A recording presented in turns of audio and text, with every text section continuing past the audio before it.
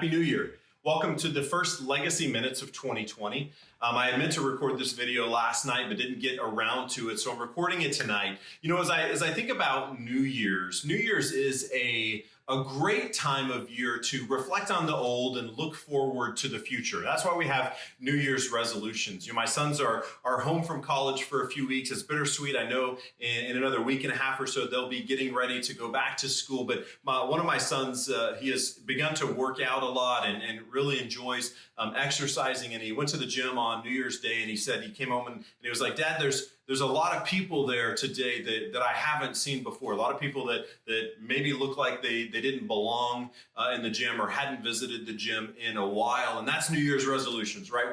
We look at ourselves in the mirror and we say, there are things I want to change. And that's what's great about New Year's. And New Year's is a great time for us to reflect on our legacy. LegacyMan exists to equip men to live and leave a godly legacy. That's the heart behind what I want to see in my own life and what I'm hoping LegacyMan helps do in yours. And there are ways that we do that. And on the website, if you go there, you'll see I put up a little bit of information. There are really 6 kind of main goals that I have for LegacyMan, and that is that I have for my own life, and that I'm hoping that you'll have for yours. And the first one is, of course, that I would live and leave a godly legacy, that my life would reflect Jesus Christ in everything that I do, and that when I am gone, the generations that come after me, my children, my grandchildren, those whom I've been able to influence with my life would know Christ better because they knew me. And that comes through, living a life of biblical manhood, going to the scriptures. What do the scriptures call me to be as a man? And really bringing my life under the authority of scriptures, that idea of biblical manhood. It comes from being discipled and making disciples, from living in brotherhood with other men, from having those friends that I can text on my phone and say, "Hey, I'm struggling," to friends who text me and ask me how I'm doing, to guys I get together and have coffee with.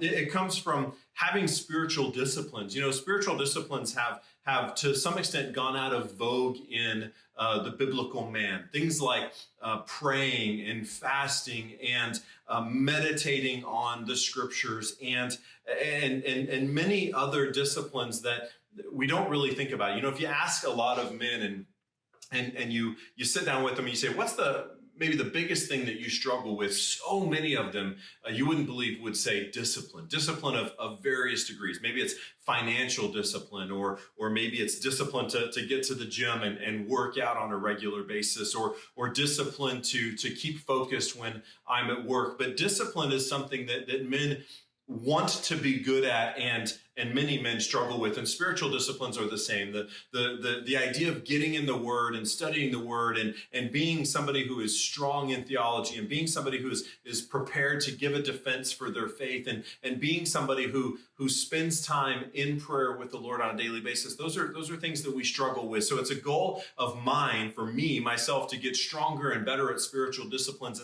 in the coming year. But not just this year. This is a lifestyle. This isn't a New Year's resolution. This is a lifestyle change that I want to see happen in my life and in yours. Spiritual disciplines, and out of those things then flow beautiful marriages. You know, the Bible says that a marriage, the marriage between a man and a woman, is there to reflect the nature of the relationship between Christ and his church. Therefore, our marriages should be beautiful. They should be strong. They should be something that points people back to Jesus and to the relationship of Christ and his church. And then out of that flowing strong families, strong dads producing strong children who love each other and love the Lord. And those are some of the goals that I have for LegacyMan in the coming year. And that's what we're going to be talking about in the Legacy Minutes and in the resources and posts that we put online. And I just wanted to stop and take a minute today and ask you to examine yourself. You know, the Bible says it's good for us to examine ourselves. It's good for us to look in the mirror and ask that question: how am I doing? How am I doing on being the man that I want to be? How am I doing on being the man that God has called me to be? We're all probably doing well in some areas and struggling in others. And it's good for us to take a minute and really to look in the mirror and say, how am I doing? What am I doing well in? What are the areas that I see God at work and I see the grace of God at work in my life? And what are those areas that I know I need to work on? These might be great questions for you to ask your wife or your girlfriend or your kids or your parents or other people who might be close to you. How am I doing? What would you say are the things that I'm doing well in, and what are the things that I need to work in? And you might want to go in there prepared, have a little bit of thick skin if you're going to ask those questions, but write those answers down, the answers that you get from asking those questions yourselves, the answers you get from maybe going to others, and think about the man that you want to be. When you look at the days and the weeks and the months and the years that are to come, what is it? What is the legacy that you want to leave? What do you want people to remember you for? What do you want your kids to say? My dad, what is it? What's the legacy that you want to leave? And write that down and write some goals. And so as we look into 2020, my heart is that LegacyMan would be just one of the things that is helping equip you to live and leave that godly legacy.